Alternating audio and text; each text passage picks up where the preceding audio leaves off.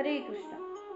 अच्छे लोगों के साथ हमेशा बुरा क्यों होता है, जबकि जो लोग पाप कर्म करते हैं, अधर्म के रास्ते पर होते हैं, वो खुशहाल दिखाई देते हैं। अक्सर आपने भी ये महसूस किया होगा कि अच्छे कर्म करने वाले लोग हमेशा परेशान दिखाई देते हैं और जो लोग बुरे कर्म करते हैं, अधर्म के रास्ते पर होते हैं, वो अच्छे से अपनी जिंदगी जी रहे होते हैं।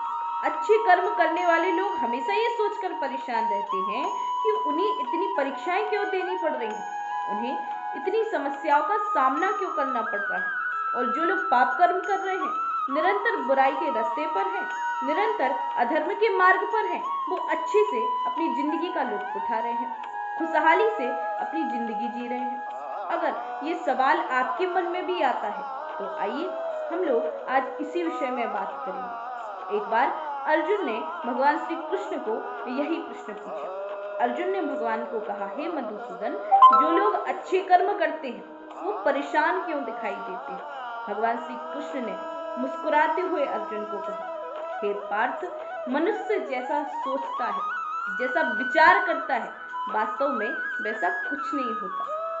प्रकृति प्रत्येक मनुष्य को अवसर प्रदान करती है अपना रास्ता चुनने का, और ये मनुष्य के ऊपर निर्भर करता है कि वो धर्म का रास्ता चुनता है या फिर अधर्म की ओर अपना पांव बढ़ाता है। मनुष्य जैसा कर्म करता है उसको उसके कर्मों के अनुसार ही फल दिया जाता है। भगवान श्री कृष्ण ने अर्जुन को एक कथा सुनाते हुए कहा, अर्जुन, एक नगर में दो व्यक्ति रहा करते थे।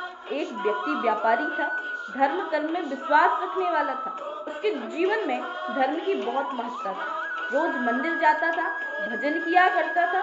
और जो दूसरा व्यक्ति था, ठीक इसके विपरीत, इसके जीवन में धर्म कर्म का कोई स्थान नहीं था। ये मंदिर तो जाता था, लेकिन पूजा पाठ करने नहीं, बल्कि मंदिर के बाहर से जूता चप्पल चुराने की। समय बीता। एक दिन उस नगर में जोरों की बारिश हुई, और जब बारिश हुई तो मंदिर में पुजारी के अतिरिक्त और कोई नहीं था।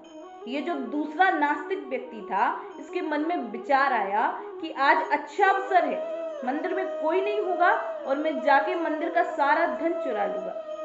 विचार करके अवसर पाके ये मंदिर गया और मंदिर का सारा धन इसने चुरा लिया।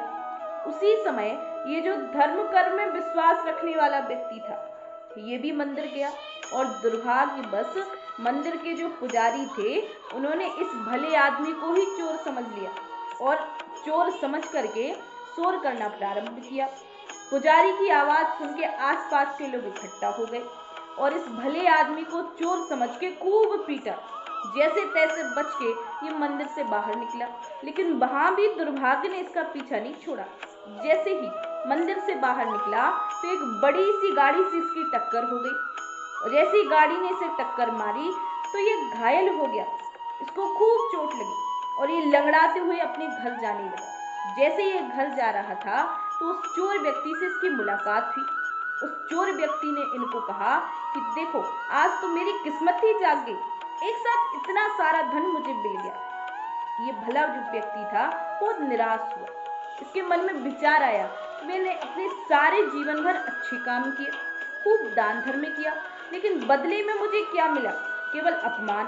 घर गया और घर जाके इसके घर में जितनी भी भगवान की तस्वीरें थी, भगवान का जो विग्रह था, इसने सारा हटा दिया और जीवन भर इसने फिर कोई धर्म कर्म नहीं किया। समय बीता और कुछ सालों बाद दोनों व्यक्तियों की मृत्यु हुई, और मरने के बाद ये दोनों व्यक्ति यमराज की सभा में पहुंचे। जैसे ही यमराज के पास पहुंचे तो इस भले मानस की नजर उस चोर व्यक्ति पर पड़ी। उसको बड़ा क्रोध आया और इसने यमराज को बोला, महाराज, मैंने अपने सारे जीवन खूब धर्म कर्म किया, लेकिन बदले में मुझे क्या मिला? सारे जीवन केवल अपमान और दर्द। और ये इतना नास्तिक था, इसने खूब पाप किया और इसको बदले में धन से भरी पोटली। ये भेदभाव हमारे साथ क्यों? यमराज ने समझाते हुए कहा कि पुत्र, तुम जैसा समझ रहे हो वास्तव में वैसा कुछ नहीं है। तुम जानना चाहते हो उस दिन क्या हुआ था? जिस दिन तुम्हारी गाड़ी से टक्कर हुई, वो दिन तुम्हारा आखिरी दिन था। उस दिन तुम्हारी मृत्यु का योग था, तुम्हें मरना था।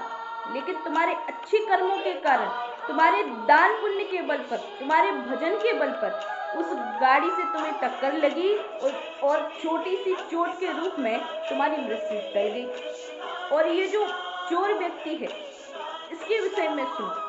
इसके भाग्य में राजयोग था, लेकिन इसके कुकर्मों की बदौलत, इसके बुरे कर्मों के बल पर एक छोटी सी दान की पोटली के रूप में इसका राजयोग कट गया।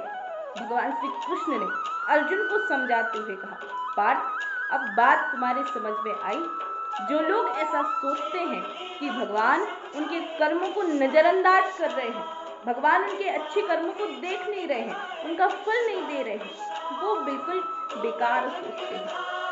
भगवान हमें कब, कहाँ, क्या और किस रूप में दे रहे हैं वो हम समझ नहीं पाते हैं। इसलिए हमें कभी भी अच्छे कर्म करना बंद नहीं करना चाहिए। हमें लगातार अपने अच्छे कर्म करते रहना चाहिए। भगवान से अपनी आस्था कम नहीं करनी चाहिए। भगवान का भजन, भगवान का नाम बंद नहीं करना चाहिए। क्यों? क्योंकि भगवान ने श्रीमद् भगवत गीता में भी कहा है कि किसी का भी कर्म बेकार नहीं जाता, उसका फल हमें अवश्य मिलता है, चाहे वो कर्म अच्छा हो या फिर बुरा हो। इसलिए हमें कभी भी भगवान के विषय में अपनी आस्था कम नहीं करनी चाहिए। हरे कृष्ण।